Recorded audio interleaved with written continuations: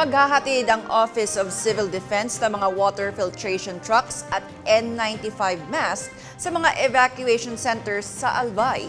Ito'y matapos ang muling pagputok ng Bulkang Mayon nitong weekend. Ayon sa OCD, layo ng ahensya na makapaghatid ng malinis at maiinom na tubig sa mga nagsilikas na residente na naapektuhan ng pagbuga ng abo ng bulkan. Sa tala ng OCD, nasa mahigit 100,000 pamilya ang apektado ng pagputok. Bukod sa mga water truck na mamahagi rin ng mga N95 mask sa mga residente upang hindi makalanghap ng abo.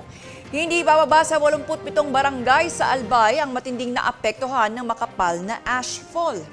Kabilang sa mga apektadong lugar ng mga bayan ng Kamalig at Ginobatan, pati na ang Ligao City.